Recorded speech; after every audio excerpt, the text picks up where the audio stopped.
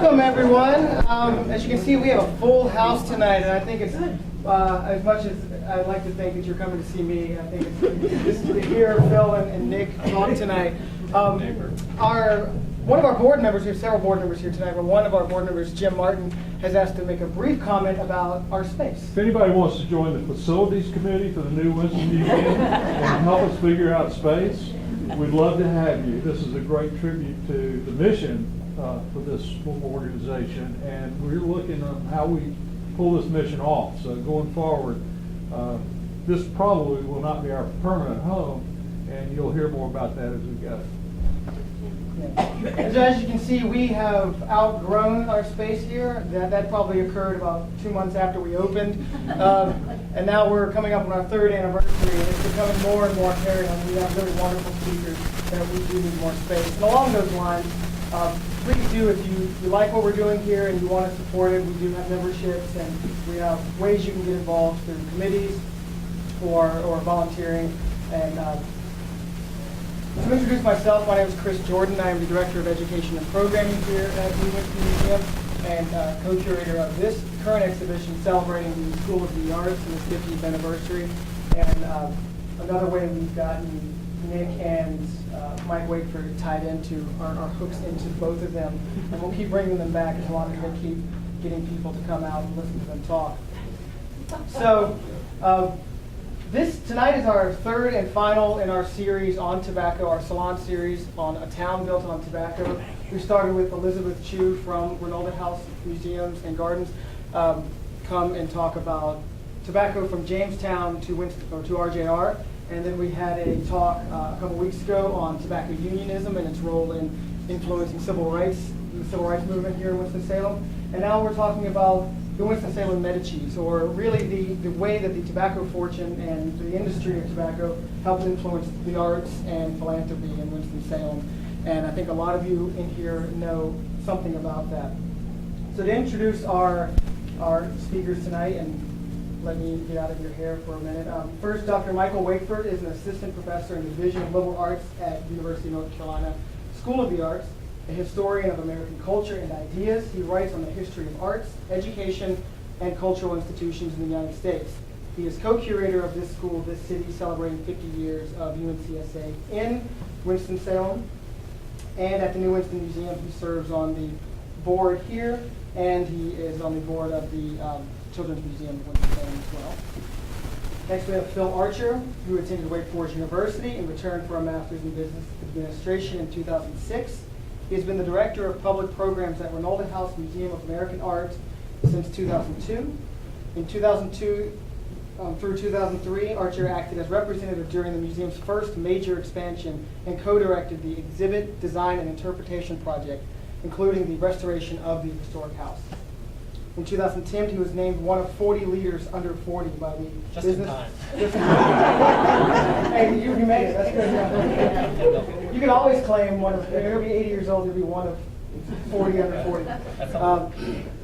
By the Business Journal. His recent programming partnerships with the Enrichment Center and the Peppercorn Children's Theater have received awards from the Arts Council of Winston-Salem and Forsyth County. And last but certainly not least is Burton Bragg. Nick has been a prominent fixture in the Winston-Salem art and education world over the last 6 decades plus, maybe, give or take. Yeah. From his time as Director of Education and Interpretation at Old Salem Museums and Gardens to his decades as the first Executive Director of Reynolda House Museum of American Art, to his post-retirement career. Calling you retired seems like an acronym. Anyway, as a painter, teacher, and unparalleled supporter of the arts in Winston-Salem, no one has a better feel for the intertwined stories of the arts and this city.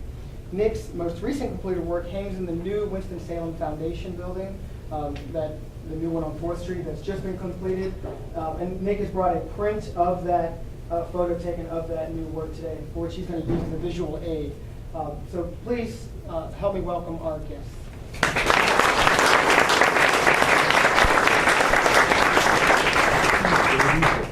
Well, thanks. I guess, am I the only one who's mic'd up? I'm the only one who's mic'd up.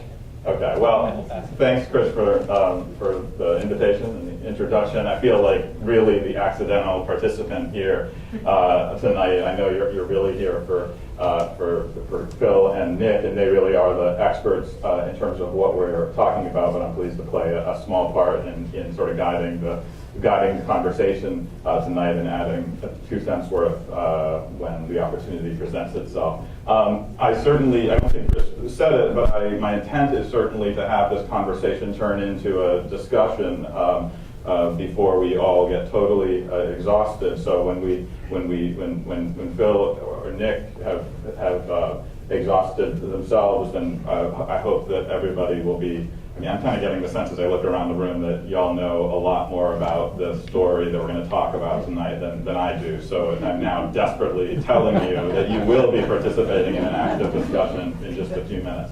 I have to say that as we get ready to start a conversation this afternoon about what we might call the Winston Salem Medicis, the history of tobacco derived philanthropy and its long reach and influence in this city. It is really fitting that we're doing it in the context of and then in the shadows of this exhibition that's up at the museum, because if you haven't had a chance yet, or if you have, you'll walk around and see that, in telling the story of the School of the Arts, its founding and its relationships to the city over time, it's the story of families and names that will be at the core of our conversation tonight. When you see the photo of the Gray family on the other side of the sculpture, Gordon Haynes, Phil Haynes, the Bonson family name, all the names that need to be mentioned are organically appear in the narrative of this school. So it's a great place to be to have this conversation. And I should say, the history of philanthropy in this city isn't just a local one, and of course we're graced this afternoon with the presence of a fellow who did a really special thing in this city in 1962, 63, 64, which was to connect Winston-Salem philanthropy to national philanthropy in the Ford Foundation. And I'm talking, of course, about John Ely, who's in the crowd tonight, and who did the great service to this city when he helped bring the School of the Arts here and made the Ford Foundation's largest part of our city's history.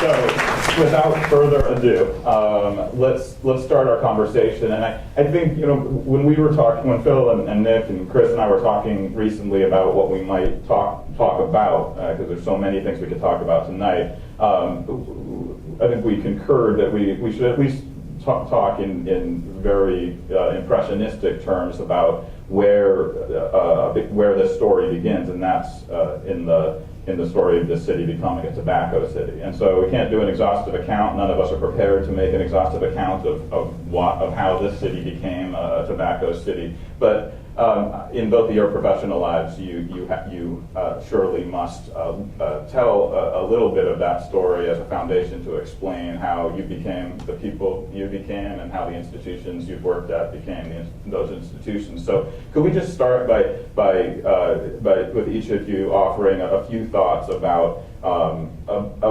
Winston-Salem as a tobacco city? Well, in the center of Nick's work, we see a tobacco plant and a cotton plant.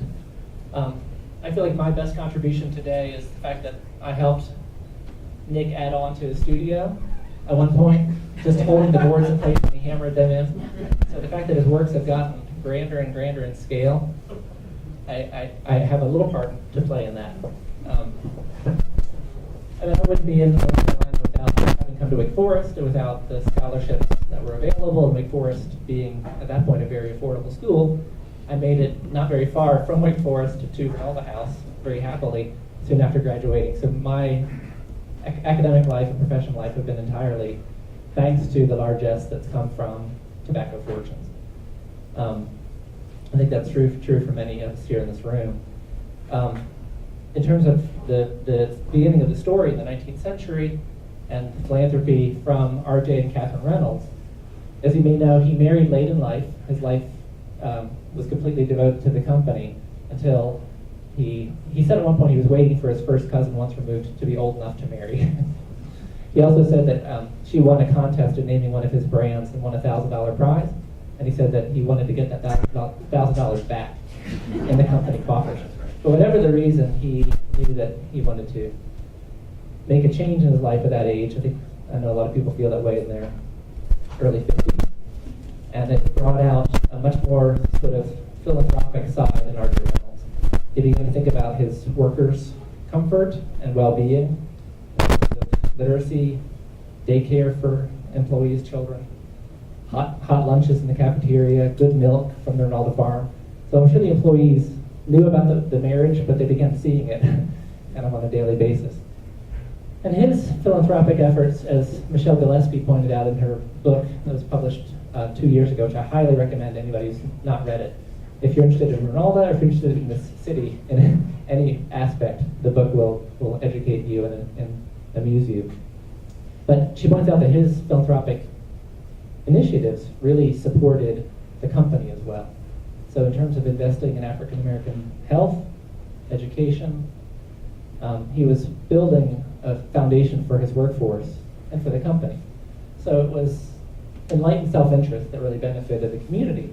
But what it led to was gifts that were called the first gifts to benefit African American causes by a Southern man. So we know that Rockefeller and Carnegie and Eastman were giving enormous gifts to Tuskegee and other institutes like that from the North. There's something really remarkable about R.J. Reynolds, and we owe a lot of that to Catherine. I hope we talk about women's role in these philanthropic stories. And then on the other side of, we have the Haynes brothers and the company that they sold to R.J. Reynolds in 1900, and then made a real switch. He decided at one point to retire at 50, and it didn't take. He got back in the company and launched Camel Cigarettes. The Haynes brothers also considered retiring briefly, and they could have, and they were in their early 50s, but they decided to go into textiles, and they transformed textile production in the process. And we can talk a lot about the generations through the Haynes family and their arts contributions. I'll pass it to Nick. Thanks, Bill.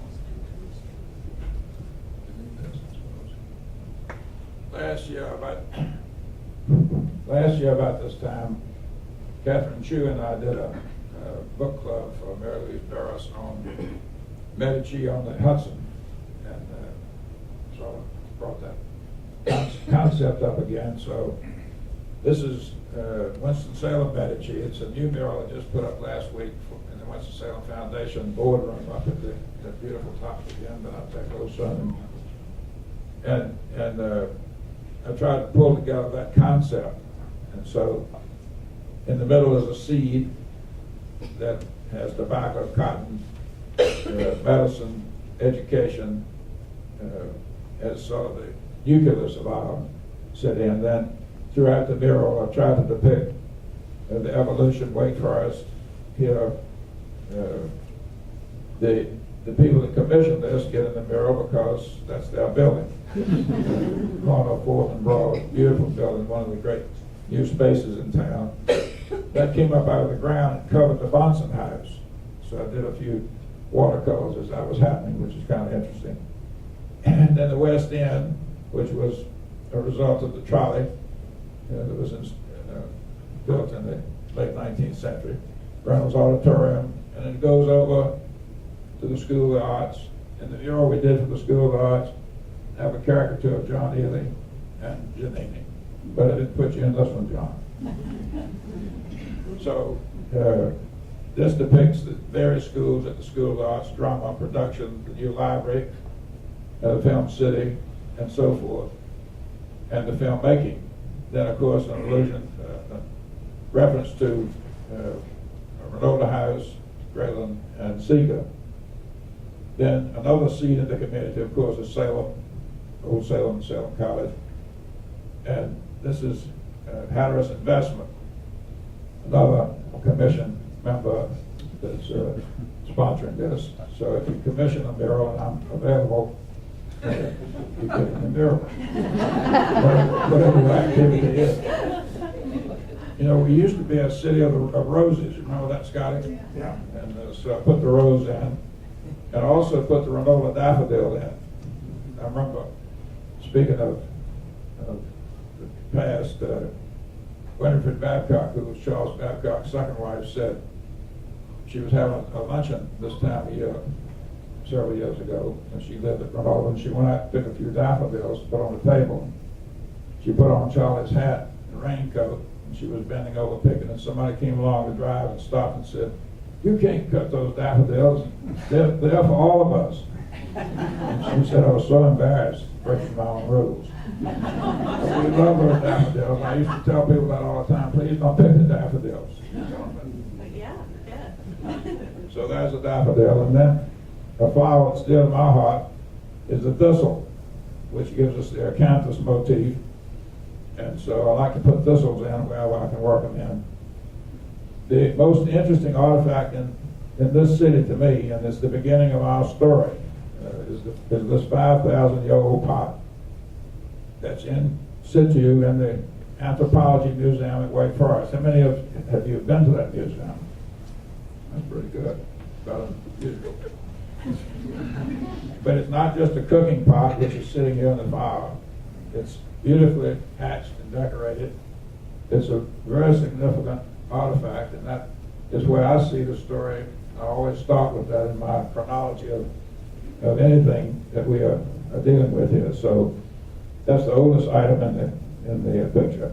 Then I always like to deal with steam, internal combustion, flight, the printing press, the splitting of the atom which sent us to the moon, which gives us the iPhone. There's the iPhone. The picture on the wall is much brighter. The picture is much brighter than this, so please go see it. And then all the arts. Here's the telephone that Smith Bagley said we should use to raise the money for the procuring of the School of the Arts. That's a big symbol, I think, in our culture. This is medicine, again, in our picture. I've been working on another mural for the Carter, that Baptist Carter. Have any of you had the tour over there?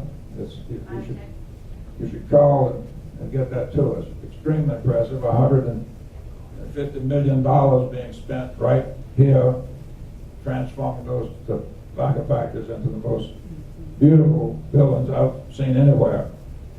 And part of that's the medical complex, and some of the med schools moving there soon, and it's just very important for our future. Yeah, let me interrupt for a moment and ask you. I'm interested to hear you say a little something about what intrigued you about this subject as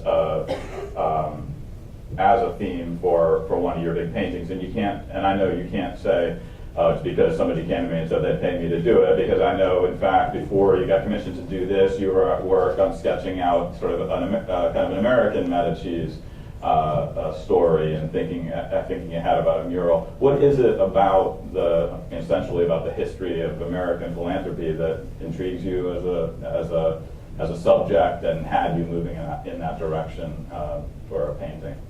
Well, we're part of the big picture, the progressive movement, the development of the parks, and there's nothing totally unique. We were in the mainstream.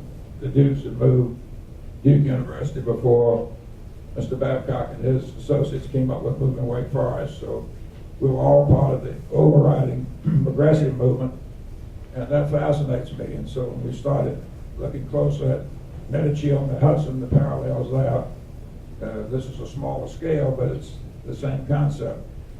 It's interesting, Raleigh, Durham, Winston Salem, Greensboro, we all built auditoria about the same time. The Arts Council developed about the same time. In fact, the Durham people say they were first, we say we were first. So it all develops in waves, and we were part of, what makes me happy, we have been part of the wave. And I went last night to hear the new director of the Center for Creative, what's that called? Center for Design Innovation. Center for Design Innovation, and she is a real force, and I recommend you get to know her. And that's part of that's another movement. That's an international movement. And it's really important that we have a $15 million facility that they're fixing to open right here on the end of our corridor. We're in the mix, and I'm not so interested in being unique. I just want to be sure we're in the stream, paddling along with the best. And I think we'd really be proud of Winston. That's the concept. You just mentioned Durham a moment ago, and it takes me to a question I'd like to ask, and Phil, you should jump in as well. But when we were speaking recently and about the question of, and I do want to come back to the issue too of what's the role of women in helping sort of shepherd this city and its industrial leaders toward philanthropy and the great generosity that it's shown. When we were talking about this recently, Nick, about why the city made the philanthropic turn that it did when it did, it was interesting, and I noted right away, you started immediately talking about a place called Durham, about a guy named Duke, and about a place called Duke University.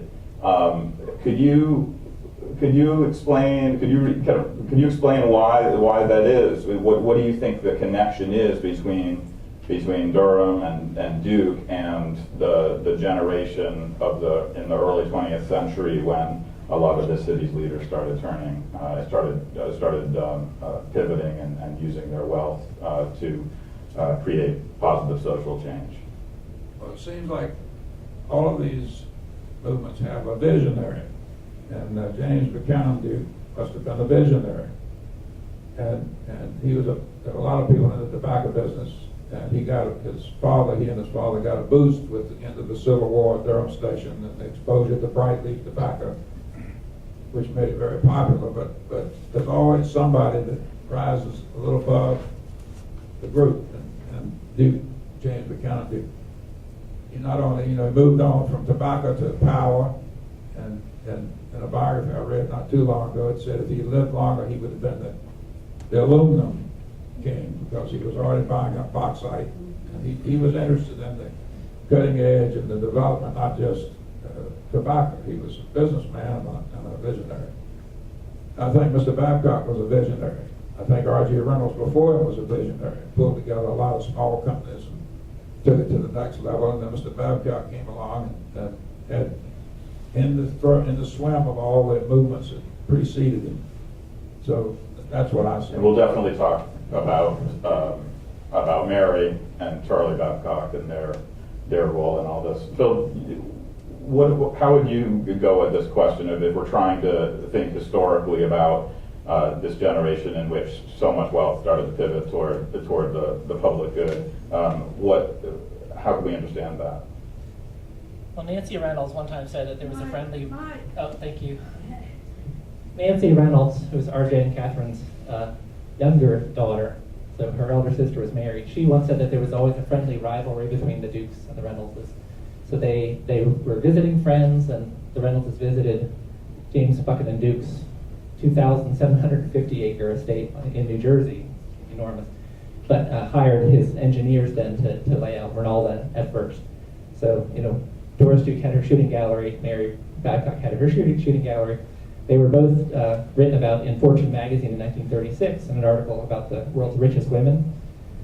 And Mary gets the last laugh because the back cover is a full-page ad for Camel. But Doris Duke rates a lot of photographs, and it's because she led one of the most active social lives. I mean, she and Barbara Hutton, the Woolworth era, the reporter said that they were wallowing in publicity.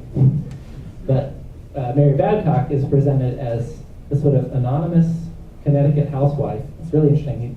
The writer says that her husband takes the 6:58 and comes home on the 6:05 train. And you would never know who they are unless you looked at her maiden name. And the reporter thought that kind of, at that point, modest lifestyle was due to the fact that she had a moderate, generous but moderate stipend, monthly stipend. And R.J. Reynolds in his will didn't want the children to come into their portion of the estate till they hit 28. So they were full-grown adults before they really inherited their money. So I bring that up just to say that there are lots of similarities, there are lots of differences. When Duke moved to Trinity College and changed Trinity College, of course the name changed with it.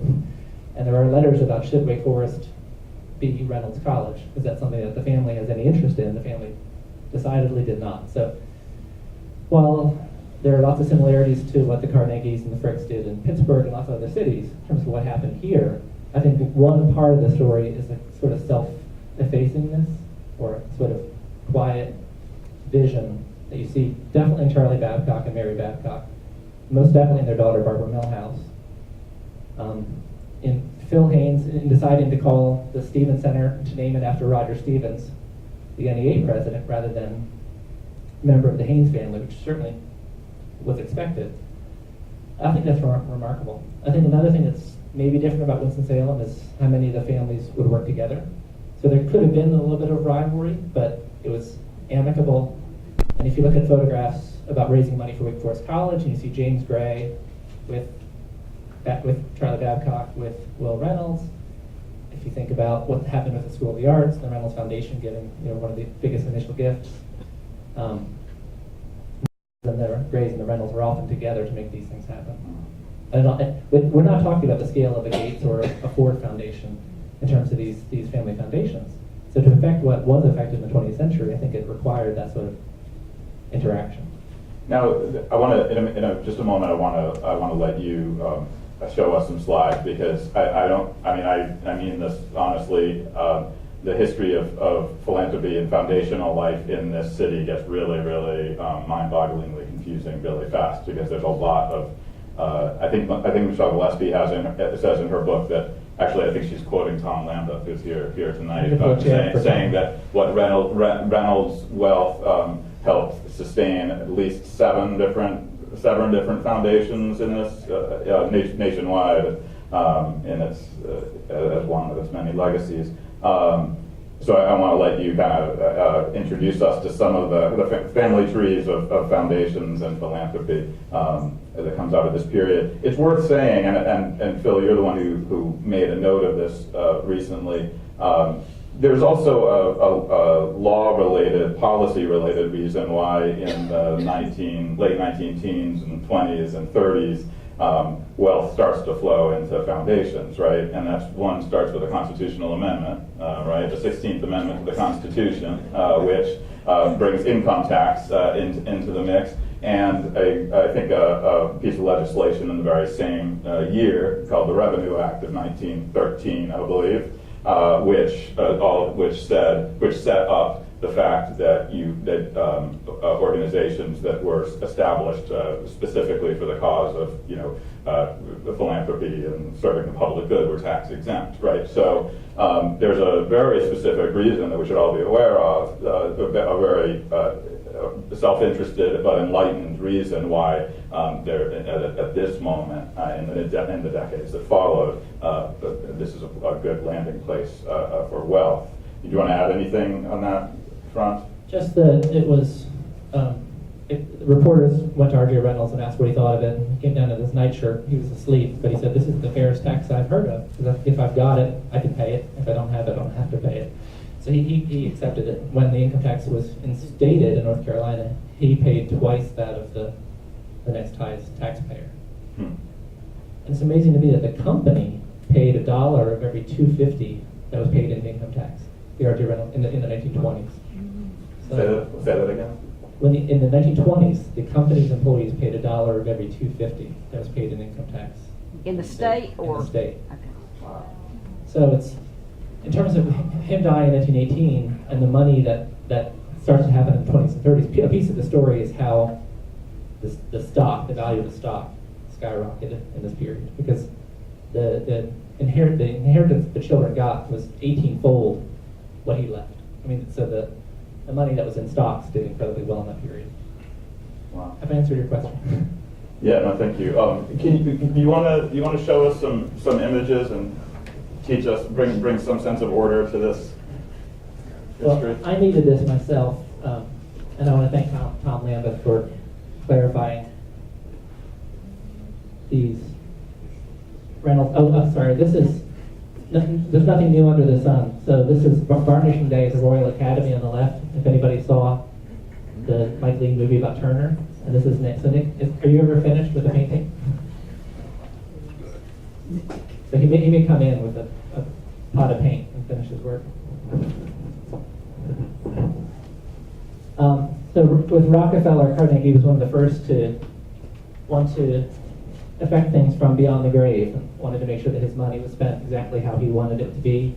And one of Carnegie's quotes is here. This is from the Worcester Daily Telegraph, but he said, "To die rich is to be disgraced," or "To die rich is to die disgraced." So the little penguin at the bottom is saying, to sidestep disgrace, don't die. But Worcester is here celebrating the fact that they're getting 3 Carnegie libraries. So the little cornerstones are all saying 1913. So this is not coincidentally the year of the income tax.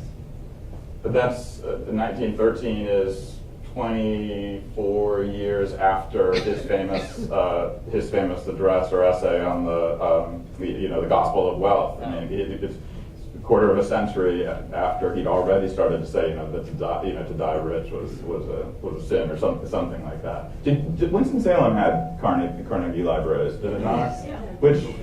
Which ones and where? Downtown, the church.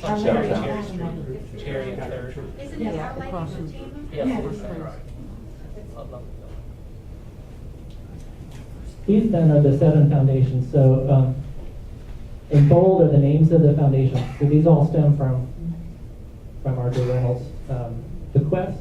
So the first to be created was the Z. Smith Reynolds Foundation 4 years after Z. Smith Reynolds died. So he was the younger of the Reynolds' 2 sons. And his siblings and Uncle Will created this endowment. Focuses on education, environment, economic development, and it's restricted legally to North Carolina. So it has approximately, I was able to get sometimes last year, sometimes the year before, but approximately $450 million in assets now, and they've distributed over $550 million. And again, all in North Carolina. Kate B. Reynolds was the second to be created. This was Will Reynolds' wife, so sister-in-law to R.J. Reynolds, and they're very clear, 75% for health in North Carolina, and 25% for poverty reduction. So they've distributed $500 million to date. And then Mary Reynolds Babcock was created after, late in Mary Reynolds Babcock's life. So she wanted that to be established upon her death. The Sapelo Foundation is R.J. Jr., so Dick Reynolds, and it is restricted to Georgia because he owns Sapelo Island and the Golden Isles, Georgia, and especially focused on environmental protection. ARCA was Nancy, again, not wanting to call it the Nancy Susan Reynolds Foundation is very in character, but ARCA for the Latin word for the case that holds the things that are most valuable to us. So the Ark of the Covenant, or Ark, the things that carry our most cherished treasures through rough waters. That's what the name she chose. And I wasn't able to get current assets, but it's between 55 and 60 million. And then there was one for RJR III, Josh, who was RJ Dick's son. And lastly, Christopher Reynolds, which was created by Libby Holman, who was married to Smith Reynolds when he died, and she was Christopher was born a few months after his death. And with the inheritance that Christopher got from the Smith Reynolds estate, Christopher died at age 15 in a hiking accident on Mount Whitney. So tragedy upon tragedy. But she created a foundation which funded Martin Luther King Jr.'s experience in India, traveling to India to study with Gandhi's associates and to learn that mode of nonviolent resistance.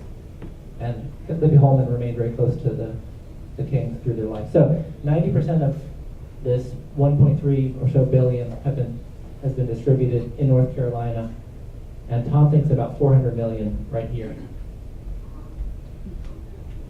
So we've been talking about Charlie Babcock. We don't see his face really anywhere in town that I can think of right off the bat. Maybe in the new Farrell building, the business school.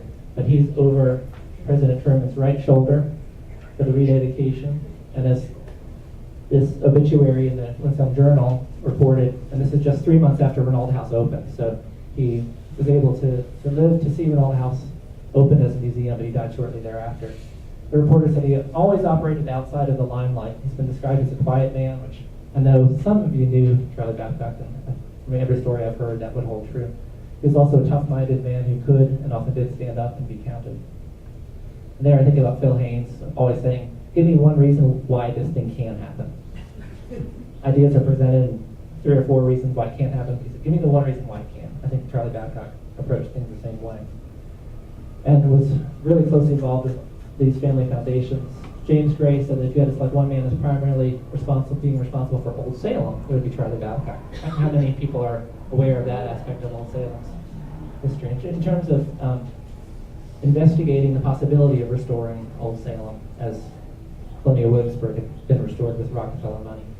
He also was approached by a Moravian minister, just as Rockefeller had been approached by a minister to save Williamsburg about Bethabara. So Charlie Babcock bought the land for Bethabara and paid for the stockade replacement. And then we are most familiar probably with the story of the donation of land to Wake Forest College and support from the ZSR Foundation when Charlie Babcock and Dick Reynolds were helming it. But Gordon Gray, who was closely involved with the moving of the medical school, and possibly was the first person to say, why don't we see if the college will follow the medical school? I think a lot of people, but he definitely said that very early on. But he said that Charlie Babcock supported the move quietly, firmly, and constructively. So there was the relocation, followed by gifts of Reynolda Gardens, Reynolda Village to Wake Forest, the land that currently holds the business center up on the hill, BB&T, and so forth. His rare book collection formed the core of Wake Forest's rare book collection, for which Ed is eternally grateful, I know, to see first editions of Paradise Lost and Fairy Queen and the Shakespeare Folio. Bought the land for Grove Stadium, donated Old Town Golf Course to the college. And the club eventually bought it from the college, so that was a rather large gift of former Reynolda property. And bought the land for the fairgrounds, but very few of these things are named Charlie Babcock Memorial, this or that. So that same obituary said he put more thought into disposing the Reynolda estate than Mrs. Reynolds did in a building. Oh no, that's true. And then appointed his daughter Barbara as the founding president, and Nick was hired 3 years later. And then maybe I'll hold on. I have a few slides about Nancy, but maybe we can hold that till we talk about the women. Yeah, that's a good segue. Let's back up and talk a little bit about the role, which seems significant, of the women in the lives of both RJ and his brother William, perhaps, in pushing the family in the philanthropic direction. What did Dick? Why don't we start with you? How would you start talking about your sense of how RJ's marriage to Catherine changed him and played a role in ultimately in his interest in using his wealth progressively? Well, I think you should answer that. She's more current. Well, the interest in health and education were central for Catherine. It's hard to find a more stereotypical progressive era woman. Well, she started so many clubs, I won't even begin to list them, but of course gave to the city the R.J. Reynolds Memorial High School. Encouraged him to give significant gifts to Slater, so a lot of the foundation that leads to its Salem State. There are chaired positions and scholarships across the state in education. So he affected a sort of educated at home, a very homespun attitude. He was educated, a college-educated man, and very well read. But she sort of polished a lot of the edges. He'd go around the estate with big safety pins holding everything together, but when he went out in public after marrying Catherine, there was a lot more polish and some more intentionality to the donations. So Tom Lambeth pointed out to me a book published in 2007 about the family foundations from 1913 to 2007 by Joel Fleischman. And he's not entirely positive about the family foundations and what they do in our society. He thinks that there's a certain elitism that family foundations can maintain. But he said that of the family foundations of any real scale, the three that have been most entrepreneurial, the most kind of concerted in seeing that the impact that they desire is fulfilled, were Dukes, Rockefellers, and Reynolds. So the scale is very different, but there's real intentionality in wanting to see actual change. So I'm looking at these paper cups and thinking about the water that is in all of our veins, coming from the Yadkin River. We're all connected to the land, and the money that we're talking about comes right out of the land and is made possible by the labor. And I guess I strongly feel the sense that the money should go right back to the community and these families, to the workers and their families that made it possible. It strikes me that the little that I know of Catherine Reynolds, that there's also a continuity. There's some sort of continuity between what she brought to the idea, the progressive ideas about improving, as you mentioned earlier, improving the health of the workers on the estate and being interested in it. Granted, this is all, of course, squarely within the context of the Jim Crow South, but still these progressive ideas that she helped put into place on the estate. Seems to me like that there's an analogy to be drawn between the ideas that she tried to implement and bring to the Reynolds estate and the ideas that ultimately she and RJ tried to use their money to affect in the community at large. Does that seem correct? It does.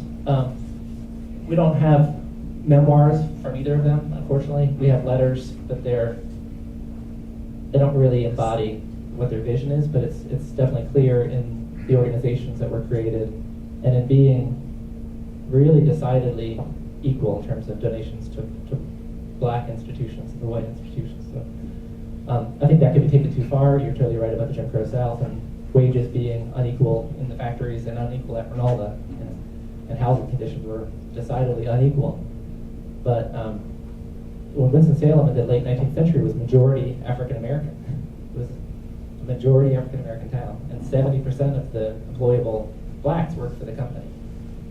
So it wasn't just munificence, trickle down from heaven. It was really building the community and ensuring that the company would last and grow, which it obviously really did following his death. Thank you, Dad. Nick, why don't we move ahead in time to you arrive in Winston-Salem, 1960? 63. First to become director of education at Old Salem, and then 66. 70 to Reynolda. Can you say something about the Winston-Salem culture that you arrived in here in terms of, and specifically, as you made contact with the Reynolds family and with Barbara Babcock Millhouse, and of course your longtime friends with Nancy. Can you speak about those members of the family?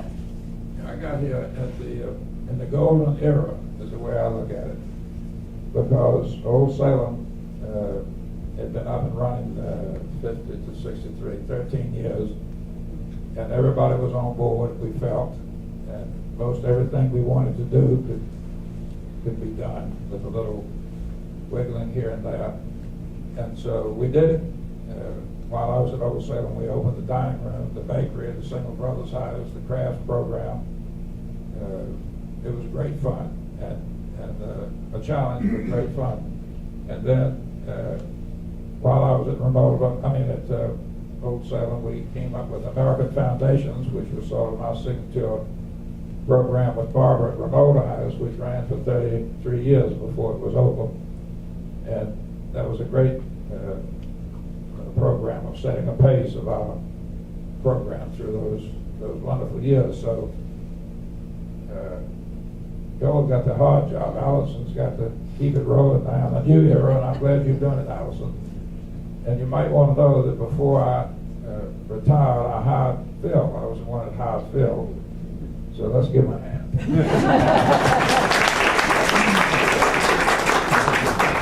But came to see me one day. I didn't know him. He had been working in the bookstore in Reynolda Village with Mary Williams. Some of you may remember Mary Williams. She's a local legend. She's still living. And Phil and I talked, and he said Ed Wilson would give him a recommendation, and Ed certainly did give him a high recommendation. So I hired him. He came, and I had a job, so I hired him. The next day, Mary put a big sign up at the bookstore saying, "Bookstore closed because Nick Bragg hired my help."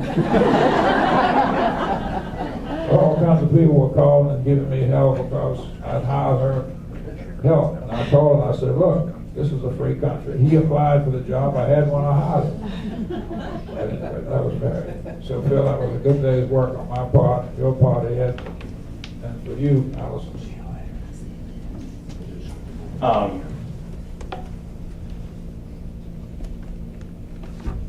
Phil, what in both of you should speak to this. What's been the relationship over the history of Reynolda House in its incarnation as a museum? What is the relationship between the family in the museum and as well as Reynolds American and the museum? Can you each talk about the nature of that relationship over the years? Yeah, we'll start with Nick.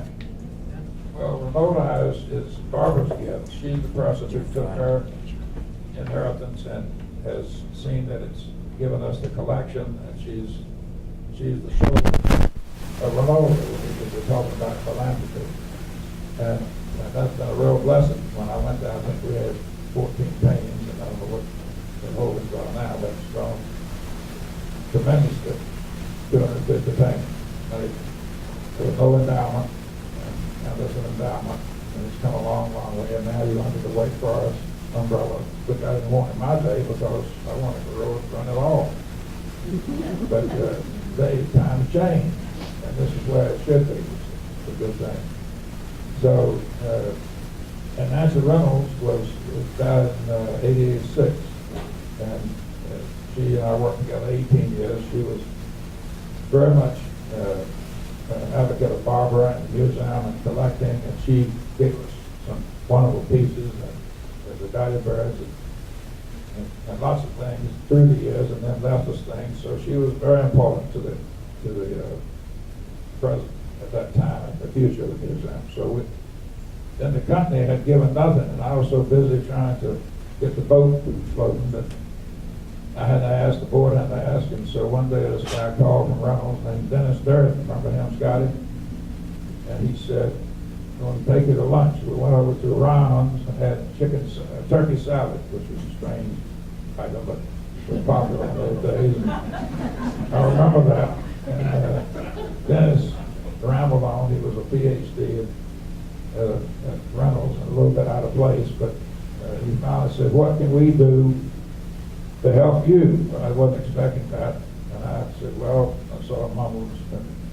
2 weeks later, Zach Smith showed up at the board meeting dinner at Old Town Country Club and reached in his pocket and handed me a very nice fat check.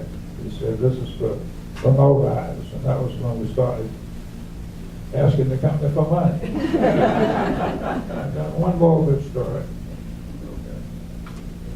We were trying to raise several $1 million to air condition the house, and I'd asked the company, I think, for $1 million, a big gift.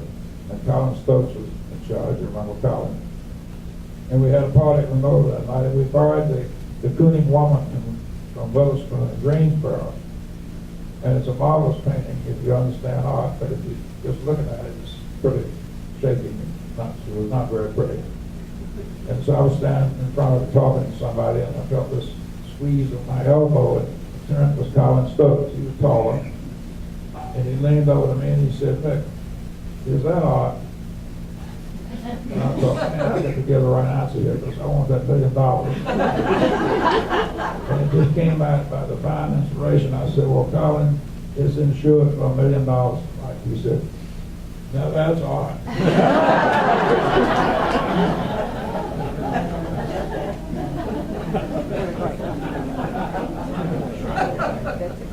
And the company gives really generously every year now. And for the Babcock Wing in 2005, there was a very sizable gift. So that the orientation gallery, where visitors walk through and see, owned by Catherine and RJ and the estate, is in honor of the foundation. And you may have seen in the paper a few weeks ago that Allison had a moment like Nick's, where she went to them for a campaign for 2017, which is the centennial of Reynolda House as a family home, and it's the 50th anniversary of the Art Museum.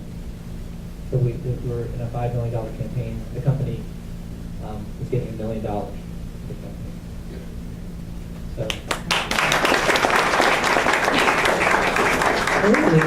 I see Reynolds American Foundation at River on the screen, but I think a lot of the giving is maybe not terribly overt. So it's great that it's associated with this campaign. We haven't really acknowledged the obvious fact that the legacy of tobacco is a complicated one. It's obviously we've covered the ground well that it's meant everything to this city in terms of all the good that the wealth has generated. But obviously, as the years have passed, everything that tobacco has touched also comes with a more complicated dimension to it. I'm curious about how the museum in its interpretation has over the years dealt with. Can you speak to how the museum has dealt with just the legacy of tobacco? And I know that you have the centennial of the museum is coming up as well. I'm interested if you have anything to say about how, as the programming person, how the increasingly complicated legacy of tobacco plays into the museum's handling of it. Elizabeth Chu came to us last year from Monticello, where she had spearheaded working with the Jefferson Family Foundation, and the family's desire not to bring necessarily every aspect of the Sally Hemings story to the public eye versus the museum staff's desire to be fully forthcoming. So it's the perfect person to have arrived at Reynolda House when she did. And what Elizabeth tells me is it'll be fine because this is true and that is true. And really, it's estimated that 1 in every 3 immigrants from the British Isles that came to America from Jamestown after was involved in some way or other with the tobacco trade. So in terms of who knew what when and whether R.J. Reynolds had his suspicions, he definitely did not trust filters and what contained them. So, and didn't want his daughters to smoke, so that was a cultural thing as much as health. But the museum, at this point, doesn't really tell the story of the fact that emphysema and cancer was really rampant in the Reynolds family itself, as in the culture at large. I mean, men were smoking on a daily basis, and after the '64 Surgeon General's report, of course, it took some time for all aspects of Winston-Salem culture to come around to what the Surgeon General said, but it's simply a part of our shared history that needs to be completely presented. There's nothing that visitors can suss out quicker than whitewashing or an incomplete story. And I think you know that when you visit museums. You can tell when the staff wants you to interpret history a certain way. So history, somebody said, it's always an interim report. You're always revising, and it's always ready for the next revision. You keep track changes on, and you tell everything that you know at that point.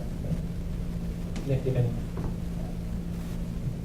Everything every product carries a downside. And I used to think the Boston Hollow was so polluted in 1800, right after the Revolution. What was it polluted with? Anybody? Tea. Well, that too, but that wasn't what was killing me. You couldn't swim in it, you couldn't walk in it. What else?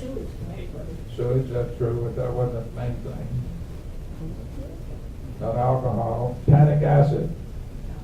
Everybody wore shoes. All horses had to have leather.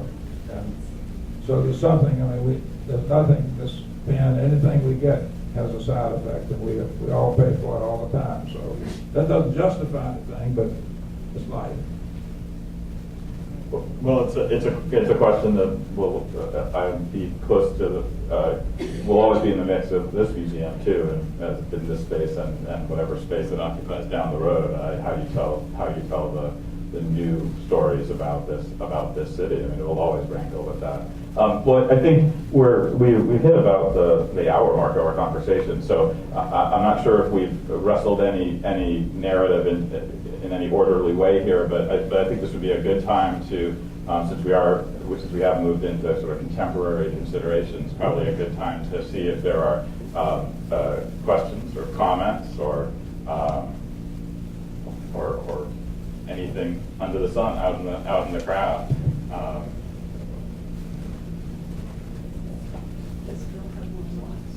Just Phil, oh yeah, Phil, you have more slides, don't you?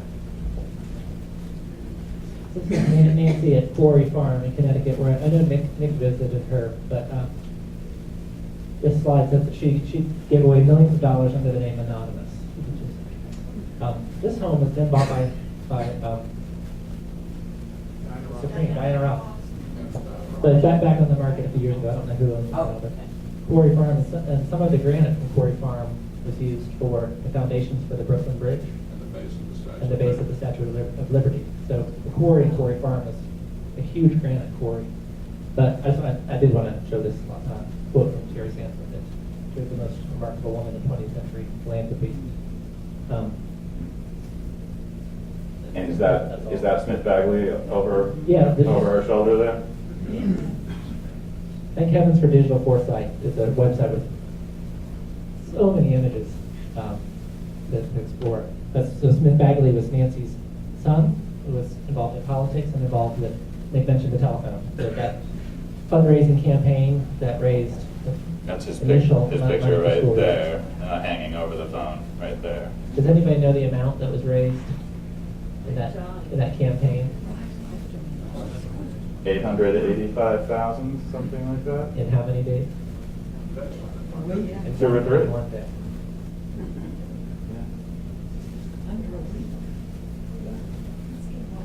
Is there anybody here who participated in that phone campaign? Big goal. There we go. Usually it's big old. Other questions or thoughts about this story of tobacco and generosity and the development of the city?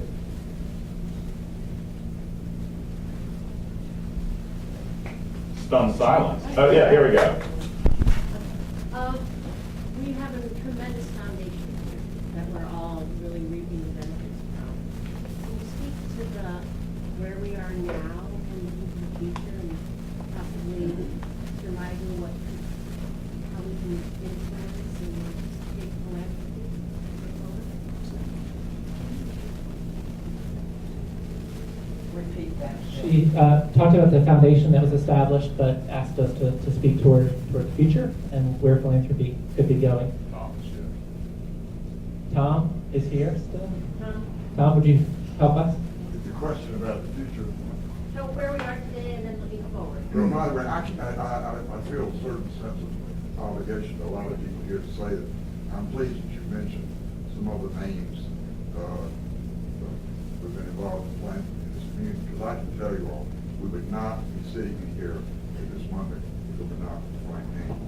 And this museum exists because of him and because not only of the tangible gifts he gave, but the intangible gifts which kept a lot of us going a lot longer than Big Janeway. And I thought that the first exhibit here was going to be Janeway and me stuffed or something. I'm sorry, I was determined that the city would have a museum of all its history, and it will have obviously an even greater one someday than ours will be because Frank is so committed to that. Well, there is a trend in American philanthropy in recent years that fortunately has not hit in this community, and that is spin down foundations. There are a number of them, including the Atlantic Philanthropies, which are $3 or $4 billion that are spinning themselves out of existence. So I think it would be very difficult because of the legal documents that established it with any of the Reynolda foundations that go out of business. By the way, the Christopher Smith Reynolda Foundation, which did pay for, through a gift to the American Friends Service Committee, paid for Martin Luther King's trip to meet with and learn nonviolent strategy from Gandhi. It's the Foundation, which there is no family involvement. I have no idea who's on the board anymore. No connection with Winston Salem, but he is part of Smithsonian's estate, so it's part of that money. There's a new generation of American philanthropy because we're having the greatest transition of wealth in the history of the world.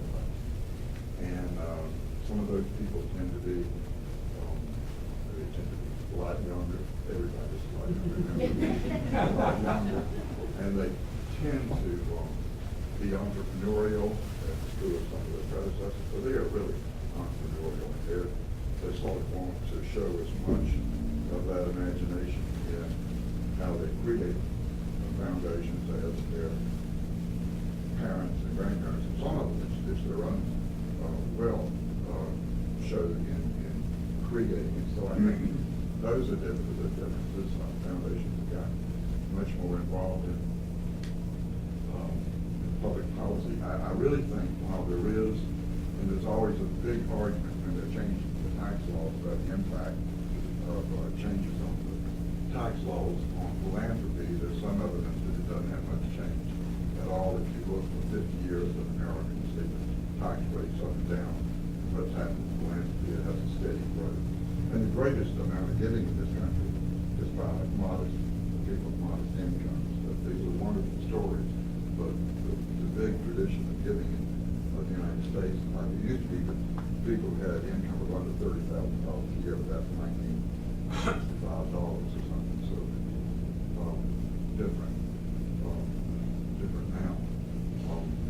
So I think there are, I'll just tell you one other interesting little insight. David Rockefeller, young David Rockefeller, old David Rockefeller, 91 and 92, I think, died. 99. His son David, who I think of is very young, told me once that the reason he thought the Rockefellers had done such a good job in family philanthropy, and they really are a wonderful example of family philanthropy. Surely they must have had some disputes in the family, but I don't know about it. They tend to work very well together. A few of them want people to know that they had mothers who had names that were not the Rockefeller and things like that. But they were, and he said the reason is because we can meet in houses that our families live in, which make me always think about the importance of the Reynolda House. And he said he always has a meeting that she tends to organize it, Mechanic or somewhere like that. He said he thought that the connection of an actual place within their family will this important. That's a long answer to not answer the question. I just have to tell you one Nancy Reynolds story. Nick could tell you a million of them. I was really fond of Nancy. Nick was at Quarry Farm, where she eventually lived. Everybody been to Gardner's house, I think. And she had a living room there, sitting room, in which there was the Dutch painter, Rembrandt, over the mantel, brownish picture of man. And I had a friend who went up there one day to knows a lot about art, but probably thought he knew more than he did.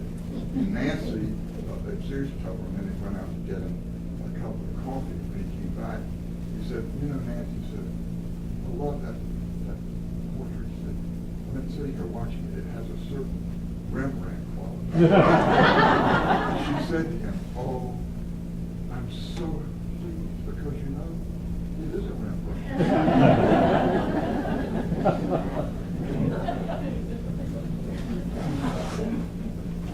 Any other questions or comments? Yeah. Yeah.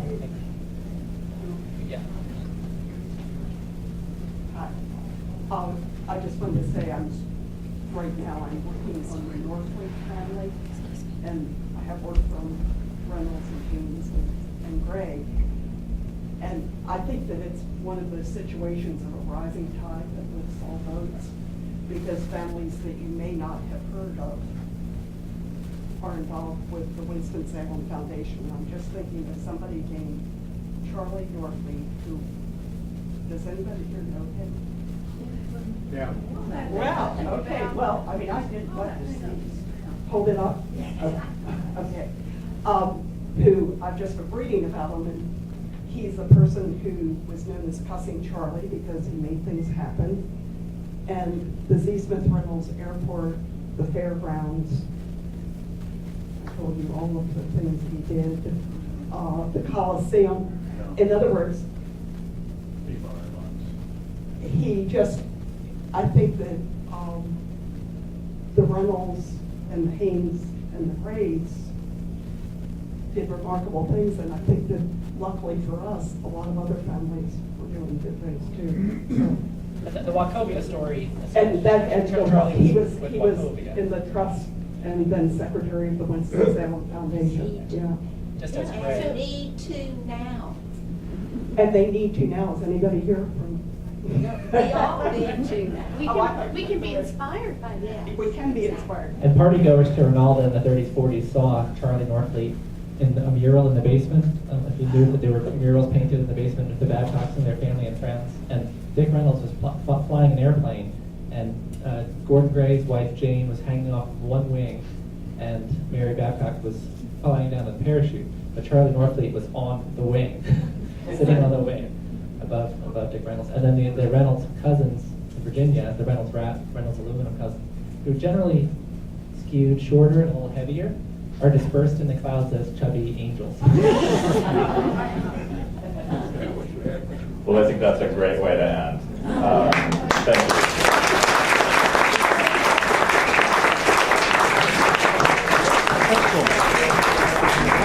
I want to thank everyone for being here with us tonight, and thank you for your patience. And once again, I want to thank Nick and Phil and Mike. We're just so blessed to have y'all as friends and partners, and it's just great. So thank you very much. A little expression of our gratitude. Chewing tobacco. Coffee and chocolate. And y'all have probably seen the chocolate out in the community. It's a little miniature Reynolds building, Reynolds headquarters. And you can get it at the Twin City Hive. Hi.